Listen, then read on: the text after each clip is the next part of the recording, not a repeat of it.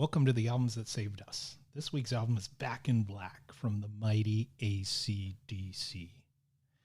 Rising like a phoenix from the ashes after the death of their original singer Bon Scott, AC/DC releases their masterpiece Back in Black in 1980. One of the greatest and biggest selling albums of all time without a doubt.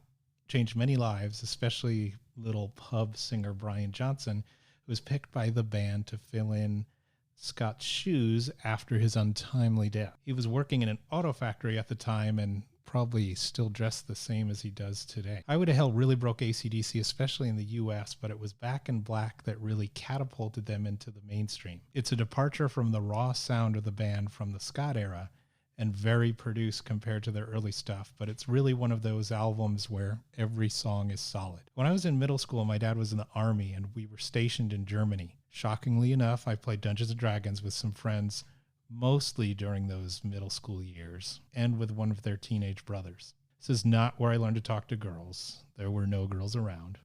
My one friend's older brother would play rock and metal while we played Dungeons & Dragons and worship the devil. So I was exposed to bands like Iron Maiden, Judas Priest, Scorpions, and of course, AC/DC. But really making the connection for me was on a Boy Scout camping trip, oddly enough. One of the dads was driving a couple-hour drive out into the woods of Germany and playing the Dirty Deeds album.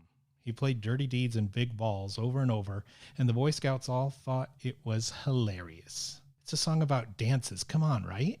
That clever meaning would bite a young me in the butt on Back in Black too. I mean, if you're really too young to know a lot about sex, drugs, and rock and roll, you can take things literally, even if the songs are literally about sex, drugs, rock and roll, and hell too, and maybe the devil.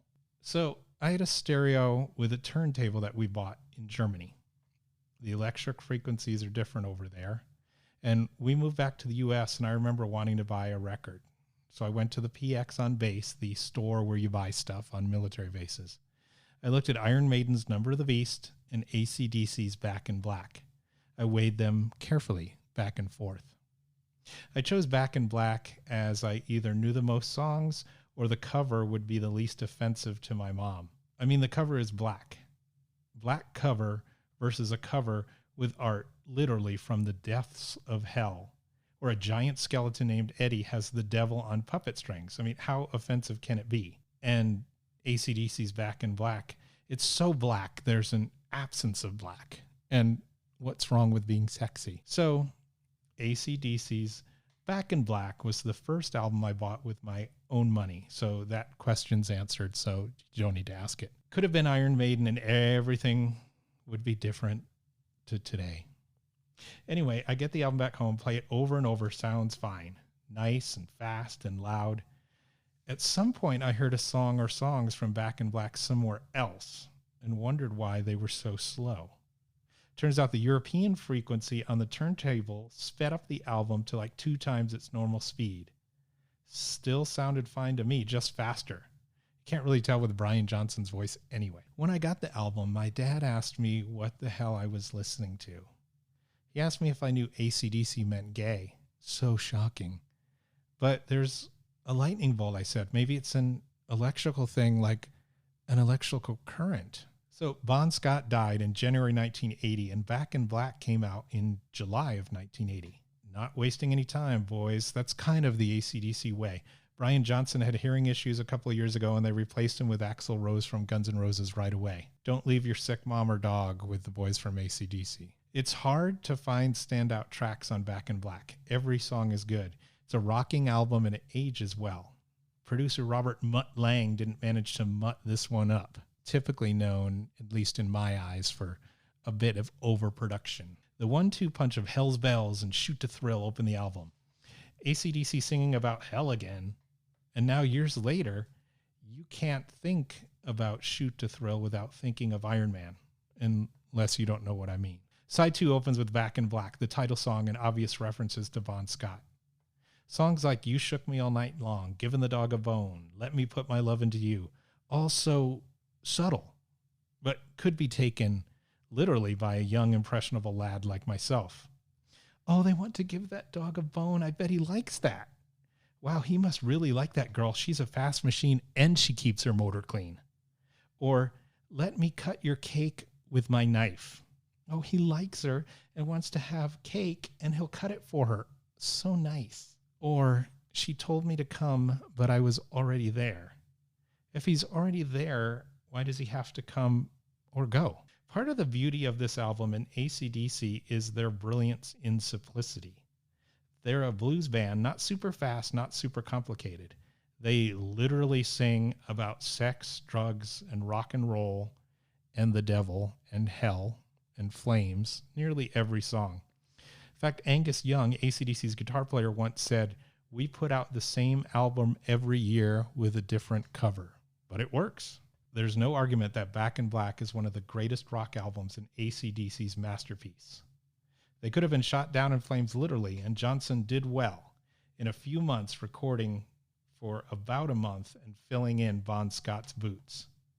AC/DC were rawer, scarier, more dangerous with Scott on albums like Let There Be Rock, Highway to Hell, Dirty Deeds, and some early work. But from Black to Black on, for me, AC/DC went down the road of overproduction and loss of overall quality with some bright spots, mostly in terms of songs. So I leaned more towards individual songs than albums after Back in Black. Obviously, a song like For Those About to Rock, We Salute You, Thunderstruck, anthemic songs. They're now integral parts of the AC/DC live show, but those albums overall weren't as strong as Back in Black or the Back in Black work. I saw AC/DC live once in 2000 on the Whatever Album It Was tour. And AC/DC have the live show down without a doubt. Come out, play some hits. In 2000, they opened with You Shook Me All Night Long. Play the new single, maybe one other track off the new album, back to the hits, and go way back. Angus dresses like a schoolboy, there's a bell, some cannons, maybe a blow-up Rosie, some devil horns, flames, songs about hell, sex, drugs, and rock and roll and the devil. But live, AC/DC succeeds where so many bands, big and small, do not. AC/DC plays the show the fans want. There's certain songs you want to hear, and you're going to hear them when you see AC/DC. They don't let you down. So that's my take on AC/DC's Back in Black. Let me know if you've got anything to add, disagree, or whatever. And thanks for listening to the Albums That Saved Us. And thanks to Anchor for helping me get started. Visit my sponsors, and if you're so inclined to donate to help the cause, maybe I'll buy a record or something. Find me at hashtag Albums That Saved Us. Email me at albumsthatsavedus@gmail.com with feedback, criticism, ideas, albums, or bands you want to hear or talk about. Tell me what your favorite album is, your favorite band. Join the conversation on Facebook at facebook.com/Albums That Saved Us podcast. And there's a Facebook group as well. Twitter, twitter.com/Albums That Saved. On Instagram, instagram.com/Albums That Saved Us. On TikTok, Albums That Saved Us. Perhaps I will be dancing in a crop top and yoga pants to AC/DC songs. On YouTube, Albums That Saved Us. And if you have any album suggestions, bands you want to talk about, like I said, let me know. I don't know what's coming up next week because I haven't decided yet. If you like Albums That Saved Us, please help spread the word, share the links, tell some friends, they'll tell two friends, call in and leave a comment or question. And finally, in the immortal words of Dave Gahan at the end of every Depeche Mode show, we'll see you next time.